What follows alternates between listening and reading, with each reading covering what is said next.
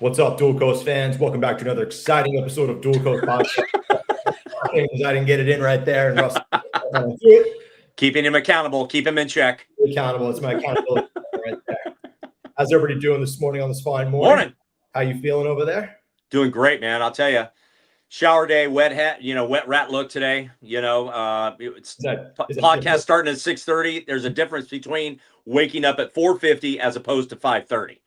So, I don't want to wake up early to have to shower for 5:30 a.m. So you get the hat in the morning. Got it. Yeah. What about you? What's your excuse? I have no excuse. It's 9:30 in the morning here on the East Coast. So I have no excuse. But this is my classic attire, so I'm going to rock it. Yeah. Right on, man. Classic Dual Coast hair. Yes. Oh, man. So tell us. Start.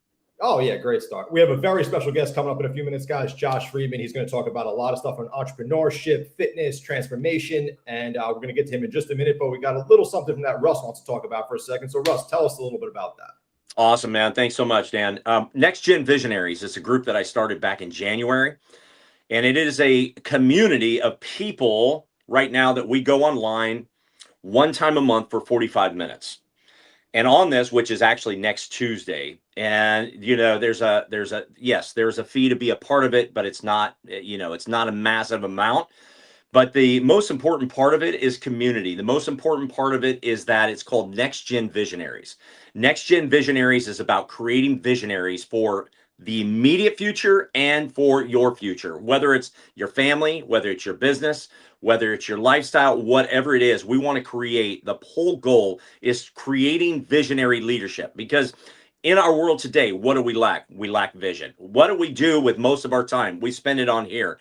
We're scrolling. We're not creating vision for what we want to accomplish. This guy today, Josh Friedman, I'm guarantee we're going to talk about this, but this is an opportunity for you guys to check in and see what Next Gen Visionaries is all about, because this community that I'm creating is all about building relationships with one another. We got people from around the country that are a part of this. Anybody can be a part of this. 45 minutes a month. Time is not the excuse that you have that I don't have 45 minutes a month. We go through, we work through a workbook. We go through, we create our vision for what we want to see in the next 3, the next 6 months, the next year. What do we want to do with our lives? Let's think bigger than who we are. We all have this imagination. Let's use it. Let's all dream bigger. Let's all create a vision and a purpose for where we want to go in life. So I want to ask Dan, who's a part of Next Gen, what has been your experience, Dan, with being a part of Next Gen Visionaries? Yeah, so Russ started this a while ago, guys, and it's something that me and him talked about off air a few times, and prior to him starting it. And it's an incredible group. It has an incredible amount of people in it. It's really transformational, in all honesty. You go in there, we work through a workbook. You have an incredible network of people around you at all times. And it's not just working through the workbook. It's things that you could bounce ideas off each other. You could run business ideas across each other. People from all different realms, all across the United States, probably trying to venture out in different countries, I would assume Russ is going to say at the same time. Amazing community. We still talk even all the time on a chat. Russ, right? The chat is continuously ongoing, simultaneously off Next Gen. It's an amazing time. Really transformational. I think it allows a lot of people to get out of their comfort zone simultaneously. Those who don't like a little bit of public speaking, and maybe those who don't like putting their ideas out there. It creates a community that's a bit of a safe space for everyone. And I think it's a great idea. And I think Russ is really doing a great thing with it. Awesome, man. Thanks so much. And, it's not about just, me speaking and me pouring into your life. That is part of it.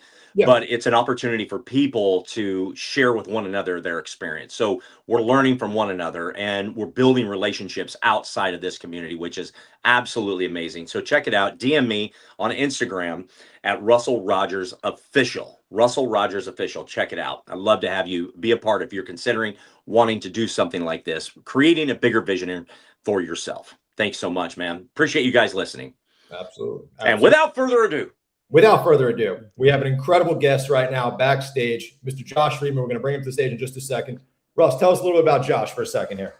Oh, man, I met Josh as a kid, probably about 10, 11 years old, somewhere in there prior to high school. And, he was just like a normal, little kid and just loving the game of baseball, having just an amazing time. And so Josh and I connected then. I coached him for a couple of years, and then we followed each other through high school. Our sons were on different high school teams, so they were competitors for 4 years. Then after that, we kind of lost touch, and Josh has basically reinvented his life. And you're going to hear all about peptides. You're going to hear about High Rock. You're going to hear about reinventing himself in business. And he is an amazing guy with a lot of energy, and recently got engaged, which we're going to hear about it. He's getting amped back there. I can see him getting amped. Let's go. Bring him on. Without further ado, Mr. Josh Friedman coming to the stage right now. Good morning, fellas. How we doing? How we doing? I just hyped you up, baby. Hyped him up, man. I'm hyped up. My fiance brought me an espresso. I'm alive, right? That is awesome, man. Yeah, I can't complain. We're living out here in Scottsdale, Arizona, so it's getting real crispy and warm out here. But hey, that's all right. I'd rather it be beautiful and sunny 300 days out of the year than rainy, wet, and cold and freezing. But weather's just circumstance, you know. Well, just to bring you back to this area of Santa Cruz, as much as you liked it, I'm looking out right now and it's foggy. So you remember those June gloom days. That NorCal fog. I miss Northern California at times. You know, Scottsdale's great. It's beautiful. There's a bunch of entrepreneurs, like-minded individuals. It's clean. It's easy to get around, but doesn't have the beach. And no, it does not. Russell knows that I love the ocean because I'm from Santa Cruz, of course. You know, I grew up on the water. But yeah, we're doing good. I appreciate you guys having me on today, and I'm excited to get into some of those topics and kind of just let the conversation flow. Yeah, man. 100%. So awesome, man. So I was just talking about you and kind of introducing you off stage, but you and I connected through baseball when you were just, pre-high school, and it was amazing. My son and you played together. I coached you guys, and then, from the travel team, and then from there, you went on and played at Santa Cruz High School, and my son and you were, competitors, but we stayed in touch. And then after that, kind of lost touch with one another, and you went on with life and everything. And so I want people to know, let's get to know who Josh Friedman was before you are right now, because we're going to have plenty of time to talk about that. Yeah. But let's talk about those early years of what you did. Let's go post high school. After high school, you got done with baseball. Fill us in on what happened with Josh Friedman. Yeah. So after college or after high school, I had a couple really good years there, Russ. I know, back on the waves, was it the waves? No. Yes. Yeah. Back on the waves, I hadn't really hit my stride yet. No. Like I wasn't that good. Kind of sucked. And anyway, I ended up getting better in my junior year of high school. And man, I really wanted to go try to play at Chico State, some D3 baseball, something like that. But then I tore my rotator cuff senior year boxing one of my friends. So one of the stupidest ways to tear your rotator cuff. And anyway, I'm like, you know what? I'm just going to go to college to make friends and party and get a degree. That's what I told my dad. And yeah. So I went to Chico State, and man, I had, I would say, one of the best 4.5 years of my life, but also one of the most detrimental. Went out there and I just had a blast, made so many friends and was in intramural sports, but I was a party animal out there. I joined a fraternity within the very first or second semester of being there. And I found partying, and man, I've always been a passionate guy, and I just put all my passion and energy into that. And I'm really glad that I didn't get hurt or anything, but I was crazy, like crazier than just a couple drinks crazy. And so anyway, I went to Chico State, and I was always getting good enough grades to get C's and B's, but I was not a good student. Something I look back on now. I didn't have a lot of appreciation for the education that was in front of me. So I have a lot of regrets, but at the end of the day, like, made so many connections, so many friends. And, I got a lot of it out of my system. And I ended up later on in life, a couple years after college, getting a little bit quicker to realize, like, hey, this is done. Right. So anyway, I had a blast in college. And then I got my shit kind of figured out junior year. And I started doing door-to-door sales. In junior year, I started doing solar sales door-to-door, and I was a killer. I had my own team, and they promoted me before the guys who were like 28. So they all hated me there. I got all my fraternity brothers knocking doors. We were drinking a couple beers, knocking doors, but we were great at it. And so anyway, that was like the first job, a real job that I had that took skill and that wasn't just like an hourly wage, where I was like, damn, like, okay, I have a skill here.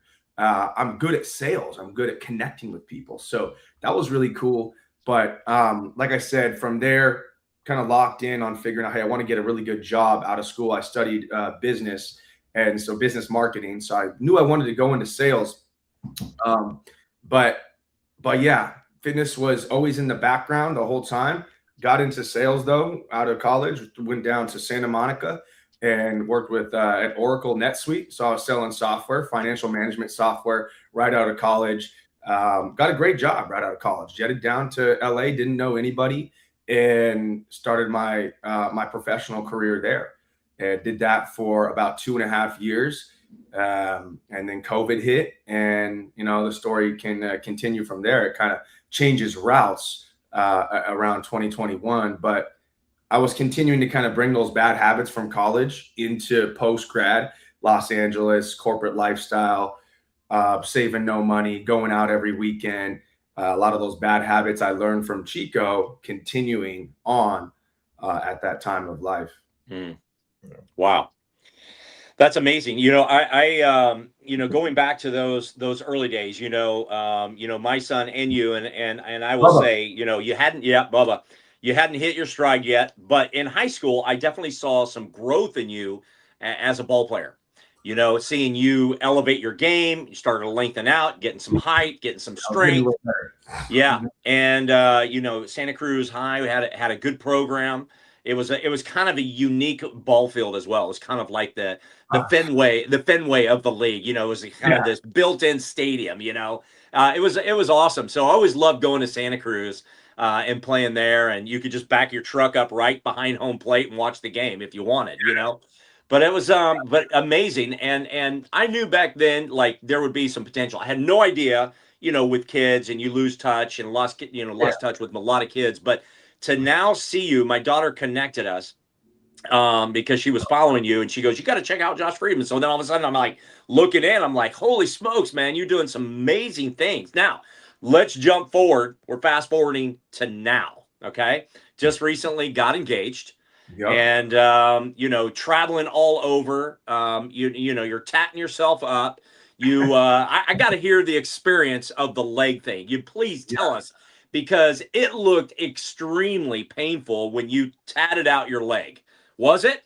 That was the worst experience of my life. I do not recommend doing that for anybody listening. I was in Bali, Indonesia, and I got an entire leg sleeve, and my leg's pretty thick in 3 days. So 3 back-to-back 10-hour sessions. They're heavy-handed out there, those guys. It's a very dark style, large-scale black and gray tattoo. So yeah, I didn't really know what I was getting myself into. After day one, I was sick. I was sweating. I was a terrible headache. I was just like, why did I do this? But at the end of the day, like all complaints aside, that's not really what I'm about. I committed to it. I was like, you know what, we're doing this. Like, obviously I'm not going to back out. And yeah, we powered through, and now I have the whole leg in 3 days, where some people take years to get their leg done. But definitely, if you're going to do it, give yourself a couple days after. Don't get right back on a plane. Swelled up like crazy, and my doctor was like, I don't know if that was the best idea, Josh. You could have known you could get a blood clot, but my gosh. Yeah, I know, Dan, I commit. I'm the kind of guy I am. Whether it's when I figured out quickly that I want to do online coaching, and I quickly invested $10,000 that I didn't have. I'm a betting man, and I like to bet on myself. So like, if I'm going to do something, I just go all in to a default. Yeah, that was commitment. I like that. Yeah, but was there like a specific moment in your life that you said that pushed you toward this fitness entrepreneurship? Was there a shifting moment there? Yeah, so got fired from that Oracle job in late 2020, midst of COVID, and I just was sitting there.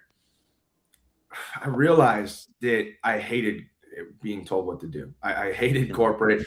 I wanted something bigger for myself. Russ, you mentioned vision. I believe if a man doesn't have a vision, he doesn't have anything. I didn't have any vision for my life. I didn't even really know what vision was in reality. But yeah, I just knew there was some incongruency, that I wanted to do something that created a lot of impact. I wanted to do something on my own, build my own legacy. Again, I didn't like being told what to do. I've never liked being told what to do. And working for someone else, I'm like, I got to figure something out. So yeah, the wheels started turning there. And as I continued to get in great shape, and fitness has been my first true love. And I started lifting weights freshman year of high school, even 8th grade a little bit. As my parents were going through a divorce, I remember I was angry, I was confused, I was pissed, and found the gym and started lifting weights, and came into freshman year in high school, and then sophomore year, and I put on a good amount of weight. So anyway, but it was COVID. COVID went, while a lot of people let their life wither away and excuses, I built my life in COVID. Yeah. That's awesome. Yeah. So when did you actually start your coaching business? 2022. Okay. Officially is when I launched Friedman Fit. Before that, I was coaching some buddies and a couple people local in Santa Monica on the beach. So I was doing some in-person training. I didn't have a business though. I didn't have an LLC. I just had a side hustle. Yeah. And so, yeah, 2022, I built it up. And so now it's 2026, obviously. What is that? That's year 5. I'm not a big time guy. Yeah, 2022 started. That's amazing. You know, not everybody has that drive. You know, my dad always told us, you know, my brothers, you know, if you can work for yourself, that is the best avenue that you can take. And yes, there are some negatives and everything, but you know, I have worked for other people, and I too work for myself, and it was the greatest advice that my dad gave me, gave us brothers, to all, you know, to all work for ourselves, and we all do. We are independent owners, operators, and we just have that inclination. My dad didn't finish high school; he dropped out at 16. Ended up, you know, with a construction company for, you know, 60 years. It was, you know, and so I look at that and say, yeah, let's do that. And I had no idea, because I was kind of one of those guys that worked for companies, worked for a church, you know, worked for an orphanage, you know, always working. But the greatest experience has been the last 25 years of my life working for myself. So I give you props, Josh, for stepping out during COVID, post COVID, doing what you're doing, because you know, you are creating a vision for yourself and what you want for you and your future wife and for your future family, you know? And, you know, when I look at that, I look at your posts and I just see all that you're doing. You're doing the high rocks, you know, you're developing yourself, and you've created it. You've created it from nothing. And so my hat is off to you, man, because not everybody can do what you're doing. Well, I appreciate that, Russ. And I'm curious to hear about what you've been doing the last 25 years too, because, you know, I came across your page. I know Samantha connected us, and I was like, man, that's my old coach. Like, I don't remember him doing this kind of stuff. Like, that's so cool. Look, and I see you speaking and doing, you know, similar stuff in your own facet and in, you know, a different niche or in a different environment in Santa Cruz and than myself. And it's really cool. So I want to hear what you've been up to as well. But yeah, I mean, I believe we all have skills, and if you can understand how to tap into those skills and help other people get better at those skills, then you got a business. And if you have a gut desire to do something, a calling from God, you have to do it, and you're disobeying if you're not doing it. So there's an incongruency there. If you're disobeying, you know, you're going to be out of alignment. You're going to be disobedient to the greater good, and things aren't going to go as how they could. But now if you follow the path, then, you know, you can create the life of your dreams and help a lot of other people live a better life too. So yeah, people just don't think bigger. You know, it's like ingrained in our system, obviously, to get a job and go to school, get a job. Who are you going to work for? Like what career are you going to do? But especially this day and age, oh my gosh, we are living in a gold rush. There are so many ways to make money that are not the typical 9 to 5. The 9 to 5 is actually getting like almost old. It's outdated, and you're going to see that more and more as time goes on and as AI continues to evolve. It's outdated, Dan. That's why he works from like 7 to 7. Outdated, yeah. Outdated. That's why I work longer. Yeah, I know. I was up late this morning, huh? Left in compared to Russ over here. He said 4 o'clock. I was up 4 a.m. Yeah. You know, that's something I got to continue to cultivate, that sharpness now. What is it? I'm year 5 into my entrepreneurial journey. I'm still hungry, but I'm not as dangerous. I'm not as like that feeling of when you're at the bottom, you're building, you don't have much money in your accounts yet, just hungry. You got that dog, right? You have nothing to lose. And that energy I really fed off of for the first 2-3 years of business. And then life started getting really good. Everything kind of came together at once, and I got a little comfortable. So we've been rewiring the last year or so, and I'm still working my ass off, but I don't have as much of like nothing to lose anymore. You got to find different things that are going to motivate you and get you to that next level, because what you get to get to the first level is not going to get you to the second or third or fourth. Yeah, we have a mutual friend, Dan Sikowski, that he basically changes coaches every year. Yeah. Yep. So that he, it's because everybody has, different means of communicating to get your attention, right? Yeah. So, yeah, I've had 4 different coaches. Really? That's awesome. Yeah. 1,000, 40, 45, maybe $50,000 in reinvestment in myself and the business. That's awesome. Yeah, that's amazing. Way to go, man.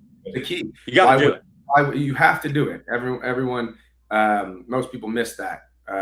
And investing in yourself is the greatest decision of your life. And why would I take 3 years to do something I could pay for and take 6 months to figure out? Like that's Yeah. You said something key too there, that you were out of alignment and you brought yourself back into alignment with this business. I feel like a lot of people, and like, we have a mutual friend too, Craig Siegel, who talks about being in alignment all the time. And I think that's something that's key that a lot of people don't have in their lives. They keep themselves out of alignment and do something that doesn't really align with what they want to do. I understand not everybody loves what they do all the time. Some people do, I guess, but you have to be in alignment with it. Like fitness was within alignment to you. It's something that made sense to you. It's something that always grew with you, and you were able to transform it into something big. You agree with that? Like you wanted to be in alignment with that? Yeah. I mean, everything was out of alignment back in before COVID, and in that first year of COVID, I was so out of college. I think I was 22, 21. I was 22 to 24 and a half. Yeah. Partying, doing drugs, random sex, just not in alignment at all. I thought I'm having fun. I'm a player. I have a lot of friends. But that combined with the job I was doing, which I just didn't fulfill me, and half of my week being hungover, I just looked in the mirror one day, and a couple things that kind of led to it. But I was just like, I had a vision of myself, 35, fat, addicted to substances, and just hating my life. And I said, that's not going to be me. And so it was a lot of misalignment, right? There was a lot of areas where I was just like, yeah, I don't want to live like this. I want to do different stuff. I don't want to be drinking and a man of my vices. So I made a complete 180. Like people tell you that went to college with me, that know me now and have followed my whole journey. They're like, dude, I don't like, literally Josh spent a year, 2 years. I went sober. I started reading a bunch of books, podcasts, best shape of my life, insane shape. And like I said, I made a complete 180 and started rewiring my brain and subscribing to different things and desubscribing to other things. So yeah, I don't know. I just have this ability to, when I go all in, I go all in. But yeah, that was the most beneficial year of my life, like 25 years old. And a lot went down. Yeah. Yeah. No, it's amazing, man. Well, like I mentioned before, earlier, is that I was kind of disappointed you showed up in a collar shirt today, because This is a lax spot. this guy is shredded, man. Not that I expect you to come shirtless, but Josh I has invested. Calls before that's. But this guy's shredded. I want to let's talk about let's go into peptides. Okay. Let's talk about that, because you're a big proponent, and I know Dan is probably loaded with some information and questions for you and all that. But what transitioned for you to get you into peptides, and what has peptides done? Because as far as I know, it's not USDA approved, or maybe some of them. Yep. Say again. You cut out. FDA approved. Yeah, FDA. Sorry. And so it's not FDA approved. And so what is it? What is it that got you into it? Why are you such a big proponent of the peptides? And what is it doing for you physically and mentally? Yeah, I mean, so peptides, there's hundreds of different peptides, right? Right. And there's chains of amino acids that send signals to certain parts of your body. These peptides are already in your body to some degree, and they speak to a similar spot when you put them in your body, right? And that's what they do, is they help optimize whatever that specific signal is meant to optimize. I mean, I've always been a big supplement guy, a big health guy. Like I said, I found the gym when I was 15 years old. So I've been working out, taking supplements, and looking for ways to enhance my energy and my physique. Even before that, right? Like, I don't know if you remember my mom, Denise Diani, right? Like, oh my gosh, she's amazing, right? She started us on all holistic, natural path. I remember. Right? All types of different tinctures, Chinese medicine. And so she's incredibly knowledgeable. And so is my father as well. I don't mean to leave him out either. So I came from, he's a doctor, he's a DO, she's a PT and also a healer. And so I came from taking vitamins at 3 years old. I've always been taking handfuls of things to make my life better. And so it's been in my DNA to, be the anecdotal experiment. So yeah, like peptides came around and I started experimenting with them, doing a lot of research into them. And yeah, I felt amazing. My energy was through the roof. My blood work was the best blood work I've ever gotten. And so I just saw like, wow, okay, like these things really work. Yeah, I mean, we don't know long term what could be a possible side effect to them, but I mean, pick your poison. I'm incredibly healthy. My blood work is some of the best blood work my doctor's ever seen. And look, I think it's a lot more unhealthy to eat crap food, drink alcohol, and be at 30% body fat, right? Those people are going to die, I believe, a lot sooner before me. So anyway, I like to take a little risk, but I don't think it's too much of a risk. Overall, I think we're going to see these peptides next to the milk, next to the butter, in everybody's fridge here in the next 3 years. They're going to be a household thing that we all use to get healthier. But yeah, I have some other opinions on them and the people that are just taking them willy-nilly. But yeah, I think peptides are great, and I think they're here to stay. Yeah. Russ was telling me you work in the medical field and that you like peptides too. So I'm curious to hear what you think about them. Yeah, I'm a PA. It's interesting. What you said is 100% true. I agree with that. Because if you look at it, like all fast food is approved. You can go to the McDonald's, Burger King, no problem. But you can't use this peptide because it's not approved yet. But it's amazing to me that like it just has a taboo around it still is the thing. There's no 10-year look back study. There's certain things that people are questioning. But I think, what's your take on the GLP-1s for a second? Do you a lot of your clients on the GLP-1s? We have some clients on the GLP-1s. It depends. I mean, it's a very, very strong peptide. So starting it right off the bat isn't always the best move. Something I talk about a lot is the host taking the peptide their health matters, right? Like the health of the host. Sure. The host isn't doing the work. If they're very dysregulated, if they have a lot of things to optimize and to figure out within their own health, you don't just want to start throwing a bunch of peptides at them, right? And especially the GLPs, that it can really actually be a negative thing inside of their body and their biology.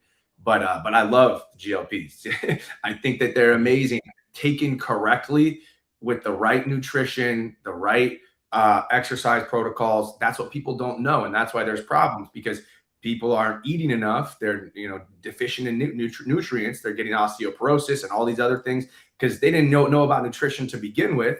Now they're not hungry, so they're not eating at all. So they're causing a lot of issues. But yeah, I think that there's, semaglutide, right, and tirzepatide, they're all right, but I think the retatrutide is night and day, much better than either of those. And they can come with some side effects. Those ones are stronger peptides and shouldn't just be, oh, I'm fat, let's take it. Like right. Yeah, no, I agree with that. You need all encompassing. You can't just take Reta either and then just think you're going to be great. You have to diet. You still have to train. You still have to do everything like that.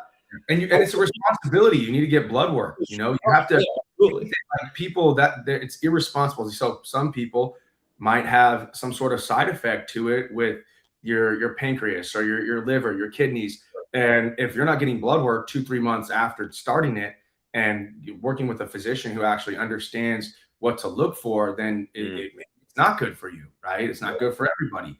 But people don't take that responsibility on when they take a peptide or when they take an anabolic or whatever it may be. Yeah, no, it's absolutely true. It's interesting too with Reta, because I have a couple of people who I know who are on Reta right now who are type 1 diabetics, and they've actually had better glucose control now than they've ever had without taking, their standard Novolog or Humalog or whatever they were on previously. I've heard that story time and time again. Yeah, and it's interesting too because they were even on semaglutide previously and didn't have as good a glucose control as they do on Reta. And it's interesting with Reta too because you have a triple agonist on there now. So you have a glucagon agonist that is pretty much retaining your lean muscle mass simultaneously as opposed to atrophying with training. So I think it has its taboo around it right now, but I think in the near future it's going to come way more to the marketplace. Even though it's already big right now, but I think it's still got a little bit of taboo around it. It's going to be really interesting in the next 12 to 18 months, I think, what happens with those. Yeah, I mean, there's a money grab for it, right? Eli Lilly, I think they patent it, right? If I'm not correct. But you could, I am correct. Yeah. So, there's a money grab for it right now. That's why I was posting about peptides for a while, and then I believe that someone's paying Meta to censor people and to take people's posts off, and I started getting my account banned and had running into issues. I had to pay my hacker in Turkey a couple bands to get my account. So, I like that. Oh man. And anyway, so there's a war on them. I believe they don't want people to be fully healthy. If everyone's walking around healthier, then the medical, the pharmaceutical companies aren't making as much money. No, I agree with that. What's your take, real quick, on the recovery peptides? BPC 157, TB 500. Take there. I mean, I really believe in most all of these peptides. They truly work if you're working, right? Like I said, the better the host, the better the peptide works. So the better sleep you're getting, the better your nutrition, the better your central nervous system is regulated, the better you're getting sunlight, right? All of your systems are playing nicely. You're doing strength training, weight training, and you're moving your machine, right? You're doing cardiovascular work, so your heart is getting worked out, your lungs. So the BPC, my shoulder has some issues. I take that one pretty much year round. I take little breaks, but I love the BPC. It's so many stories again and again of people saying, man, I've had this injury, this issue for a while. I started taking BPC and it's night and day better. And it's great for the gut too, as well. BPC is great. All the recovery ones. I love the GHKCU. I like the KPV. I like the BPC. Right now, I'm really into the mitochondria peptides. So the SS31, as well as the MOTS-C. So those are revamping and rewiring the mitochondria, which, is the cell, the power plant of the cell. And there's billions of cells in your body. So everything kind of falls back on the health of the mitochondria. And so, yeah, I've never been in better shape. I've never been healthier. I eat a ton of high quality food. I'm incredibly insulin sensitive, which is the key to your nutrition. And granted, I work out very hard. I do cardio, I run, I hike, I bike, I do weight training, and I've been doing it for years. But really seriously, I guess you could say, since I kind of figured things out, or not, we never fully figured things out, so I take that back. Yeah, it's like 2020, right? So I guess like 6 years of really hard training and paired with the nutrition. But that was a very long answer to your question. That's what I wanted. That's okay. Yeah. I mean, have you used them? Do you like them, or do you have any negative stories around them? I actually have no negative stories, and like, I'll be honest with you, I'm on Reddit right now. But I mean, as far as negative side effects, I've heard some people say like they feel a little bit like off here and there, and some people are concerned about. I was actually talking to a buddy of mine yesterday, and him and his wife were trying to get pregnant. He was asking concerns about that, like conception and things of that nature. And that I told him, to be honest with him, I said that's a little bit out of my realm. I don't want to answer that question because I don't really know, and I don't know if they have great answers on that stuff either yet. But I haven't heard of anybody having a true negative side effect at all on BPC, on TB500, on Retta, on GHK, on any of the recovery ones. I mean, I've heard of negative effects on semaglutide a little bit from people, getting nausea and gastric issues and things of that nature. But I mean, like you said too, it's all about the host simultaneously. It depends on what their diet looks like. Because I know people who have been on, semaglutide and had like really big meals and everything like that. Like, oh, I felt so nauseous, this and that. I'm like, well, it could also be because you ate so-and-so on, tirzepatide or semaglutide simultaneously. But I do think that these are definitely the future of optimization and longevity in the future. I think this is where, the start of it, so to speak. I think it's going to come to more of the marketplace, like I said, over the next 12 to 18 months, maybe the next couple of years. But I agree with you, like you said. I think once a lot of these get FDA approval, and I think once the pharmaceutical companies take over as opposed to the compounding pharmacies right now, I think that's going to be the move, so to speak. Once the money shifts a little bit, I think it's going to come way more to the marketplace and be less taboo. And you'll get 10-year look-back studies. You'll get multiple studies, on each peptide individually. Because right now I feel like there's no like big study on BPC right now, or no big study on TB500. Once that comes to the marketplace and they have more funding towards them, I think that's going to be the looking. Each one is going to get looked at individually. Yeah, I agree. We're going to know a lot more in depth and have lots of clinical trials and studies in the next 5 to 10 years. Quick note, anyone listening with the GLPs, because I've seen this time and time again.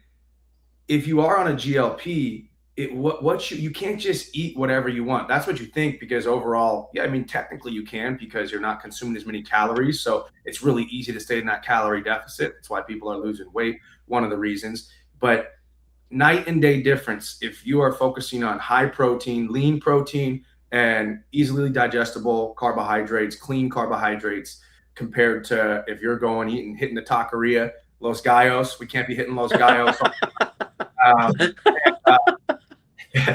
Anyway, so if you eat GLPs do not agree with high fat, greasy meals.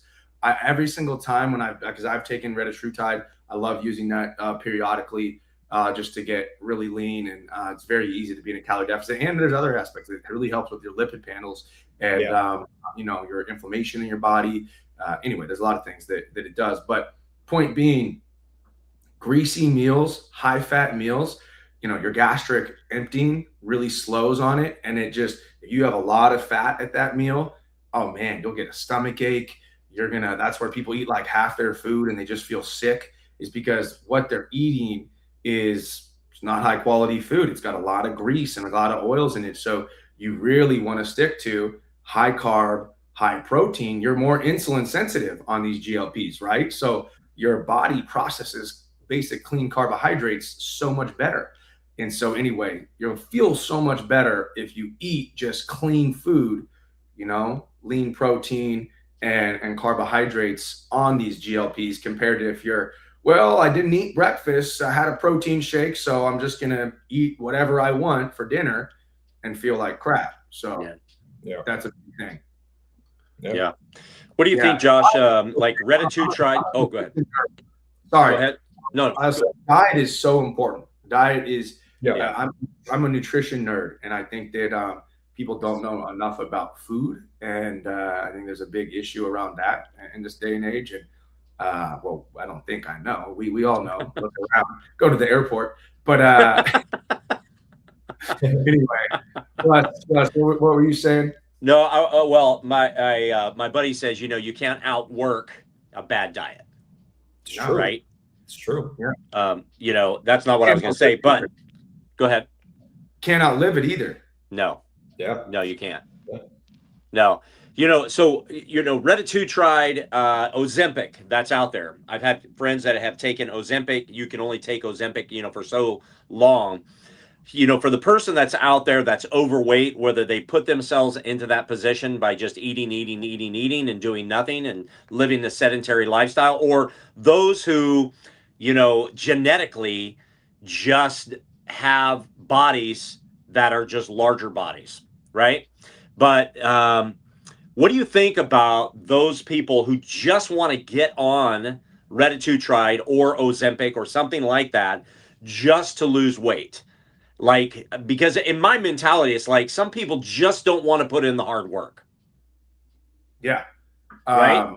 And so this is an easy alternative. 100%. I mean, that's if it was easy, you'd see everybody in good shape putting in the work. But that is a huge issue. And that's where you're running into people with issues around osteoporosis and other, health issues that are going to continue to occur. We're seeing one-off cases and people losing muscle mass, right? Metabolic dysfunction and disorder, hormone dysregulation through that happening. And so if you're one of those people, you're in for a laundry list of issues, right? You always got to think of what is this decision causing down the road, right? People just want that instant gratification, but the harder it hits, the more the instant gratification, the more the punch you're going to have later on in life. So anyway, it's just the world we live in. People want the quick fix. People want the easy route. They don't want to put the work in. And, you'll definitely lose some weight, you'll lose some muscle mass, but you'll also be looked at with no respect, at least for me. Yeah. I get that. Yeah, it's true. Yeah, because my encouragement is, as far as like what I do, is most importantly is to get outside and move every day. But just that is not enough, right? Because you can go out and walk 2 or 3 times a day and then go back inside and eat, terrible food and not feel any better, right? Yeah, I mean, that's some sort of movement is king, especially the older you get, right? You don't need to be beating yourself up in the gym. I think weight training, doing some strength training at least 3 times a week until you can't move anymore is highly beneficial. Muscle mass, we've seen study again. Muscle mass determines so much of your health. It is the building block to your body, your metabolism, to disease, everything. It kind of runs off of. So, but yeah, you got to be in a calorie deficit. That's why you see people, and I've had people come through and they think, oh, I'm just going to take this retatrutide, but they still end up not being in a calorie deficit. If you're not in a calorie deficit and your body's in dysfunction, you're not going to lose weight. So you've seen people, and I'm sure you guys have heard people tell you, yeah, I'm taking the GLP, but it's not working. I'm not losing weight. Yeah. Well, it's because you're still, bending that elbow too much and and you're moving enough. No, it's true. It's true. Yeah. It's not just for some people, it really does the trick. The more overweight you are, the easier it is to lose weight. Right. But for other folks, it's not as simple as just taking the GLP and you're just wasting your money. Yeah, these things are expensive. And if you are not doing, lifestyle aspects, or not controlling some of your lifestyle aspects and habits, and changing the way you think and the way you behave with them, yeah, they're not going to work. It is interesting what these GLPs do to your brain to some degree. For some people, it's stronger than others, but how it changes the way you process dopamine and you experience pleasure. So that is actually a side effect. I will tell you, like I said, I like to experiment with these things. So I wanted to try a high dose of retatrutide, any of the GLPs, but specifically because I haven't really tried the other ones, the retatrutide. You have it's called, well, you kind of lose interest. There's a word for it. I'm sorry, I'm blanking. But again, your pleasure senses are kind of dulled. So you're not as enthusiastic. You're not as energetic. You're a little bit more just even keeled, right? You're not having all these cravings, but it's to an area where it took away from my personality. It took away from the pleasure of having sex as much, right? Like it zaps your pleasure. And so too much of it, I've had a lot of friends and people experience that same thing of just kind of being like dull, like life's not as fun and as energetic, which I didn't like at all. I'm an energy guy. So I love that. Interesting. It's a good word, man. Yeah, that's interesting. I like that. Yeah, you can look it up more. I'm sorry, I'm blanking on the scientific word. Anemia. No, not anemia. I'm not gonna throw around words. But yeah, it's something that we're seeing in folks. Even my dad, I got Harry on some retatrutide, and he's lost a bunch of weight, and overall he's much healthier. But he was just feeling the same thing, just kind of dull. Yeah. Kind of numbs you out a little bit when you take too much. Huh. Interesting. Yeah.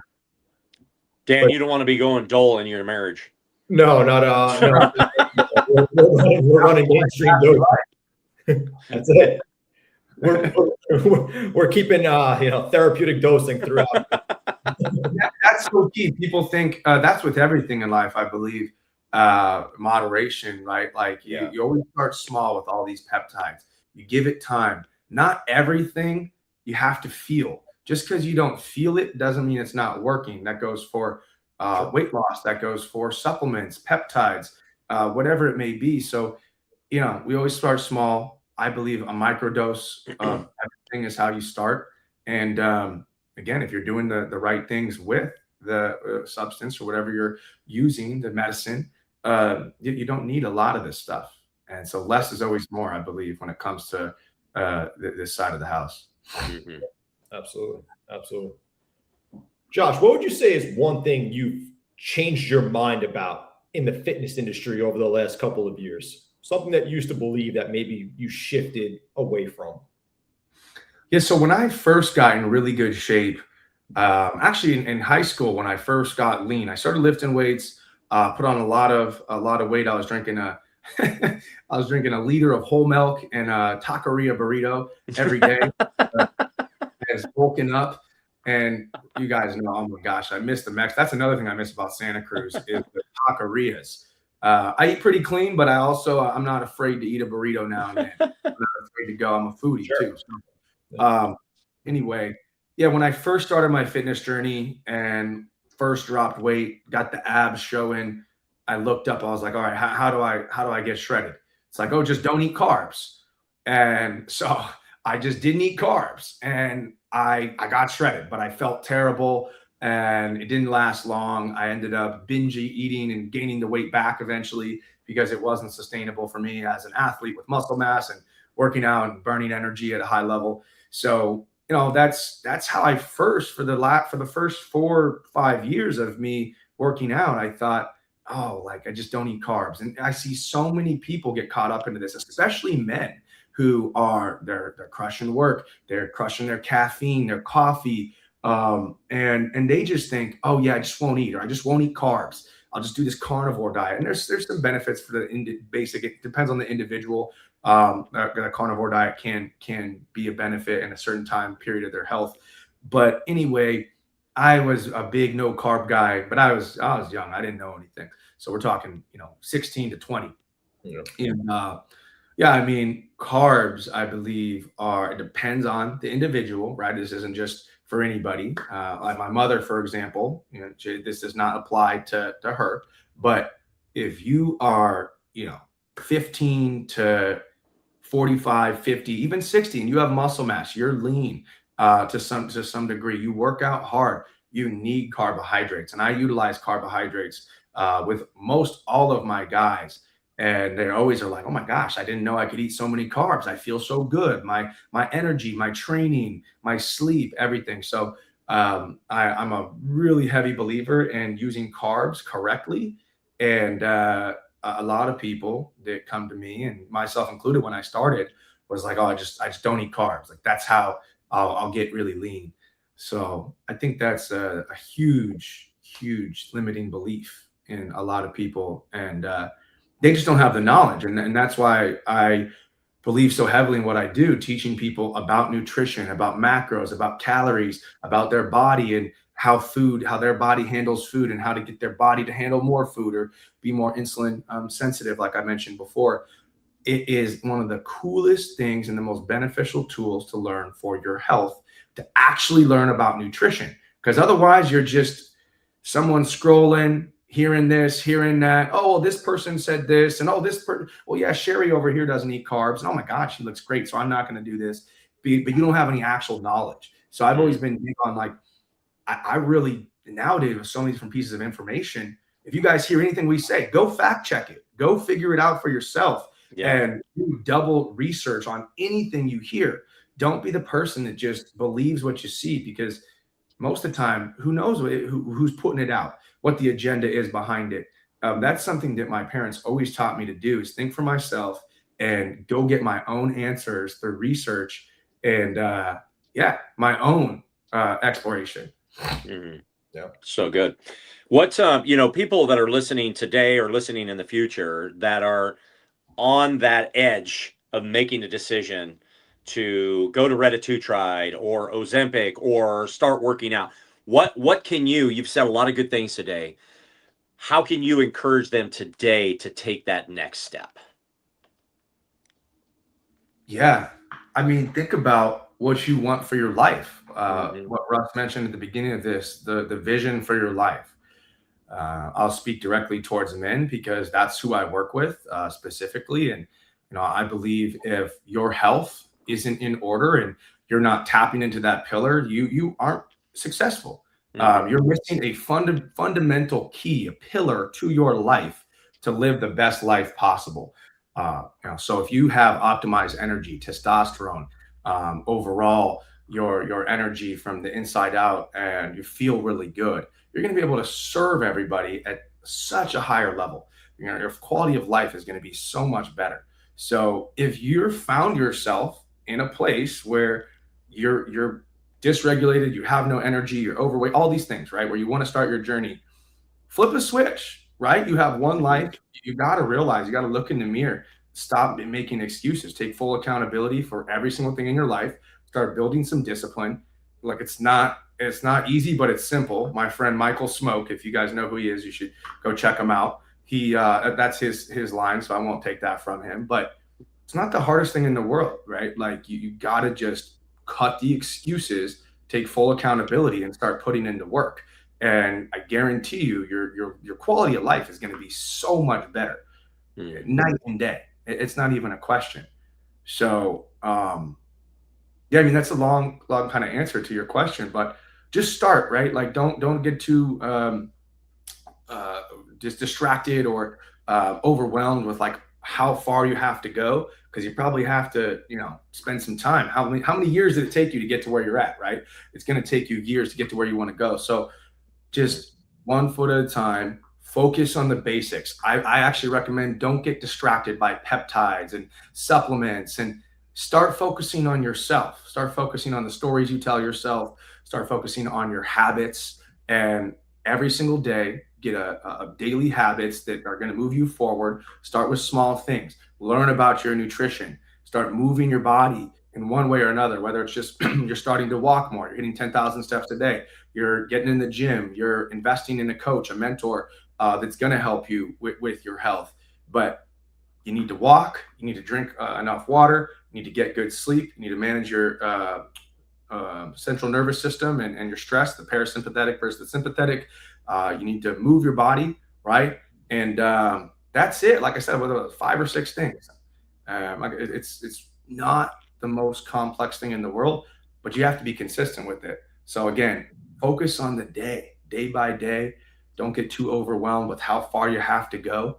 And yeah, get in an environment that benefits you. Most people are in an environment that's not benefiting them at all. So out at the house, there's people that are distracting you. Get a coach, join a community of like-minded individuals that are going to help you through it. I believe that that's a superpower for so many people, whether it's like, their spouse or their family or their, people around them at work are all not who they want to be or distracting them. So yeah, but just simplify it to answer your question. I love that. Yeah. Great word, Josh. Focus on the basics. It's not the most complex thing in the world. All the answers are right in front of us. They've always been in front of us. It's move your body, get outside. Don't be on the computer all day. Eat good food. Go to bed. Go to bed. Like don't eat the stuff on the shelf that has 1,000 chemicals, right? Like just be the human you were meant to be 1,000 years ago. I guarantee you'll be a lot healthier. Go jump in the ocean. Go yell. I don't know. It's people. We overcomplicate everything when it comes to our health. Sure. And don't get a full leg tattoo in 3 days. Yeah, and if you do, I mean, oh man, you should have heard my mom. And there is some study. Like I put some poison in my body for sure. We've been slowly doing things to get it out, to drain it. Lymphatic drainage is super important. Something I like to practice. But anyway, yeah. There was some ink in me. There was some poison in me, but look at him now. That's all right. Everything in moderation. Everything in moderation. Yeah, everything in moderation. Everything in moderation. Oh, that's awesome. Seriously. This has been a great podcast. Absolutely. Super informative. A lot of information came across today. Josh, thank you so much for being here. We'd like to close out with this question or this statement, and I'm going to ask you, Josh, what it means to you. So we have this statement that we close out every episode with, and that statement is, wellness is not about perfection, it's about progress. What would you say that statement means to you? It's all about you. So listening, if we want to be better for others, it starts internally, right? So wellness is not about progress. What is it again? Wellness is not about perfection, but it's about progress. Right. So for you, you're doing your wellness journey, your health for you. You got to remember that. Maybe it's for other people as well, because you know how much it's going to impact them, but you're not going to be able to serve them until you are happy and you're content and you are serving yourself. You are putting energy into your vessel. So progress for you is not, it can be measured in ways that you may not even think, right? The small little things, having a journal, having goals, having these short-term milestones that you place. And as long as you're happy, I believe, like humans, we just want peace internally. We just want to experience life, and we want to be peaceful. We don't have all this stress and all this crazy stuff going along. So taking account and taking into account and understanding, okay, like where did I get more peace today? Where did I come through and do what I said I was going to do? How did I move the needle forward? How did I win the day? So small little things, and just being present enough to see those things play out is really what wellness is. And that's all going to turn into progress. So I think that's a great question.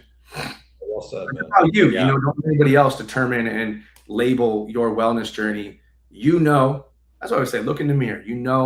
Where you're going good and where you're full of it. So like, you got to know, I did pretty good today, like genuinely, or full of crap.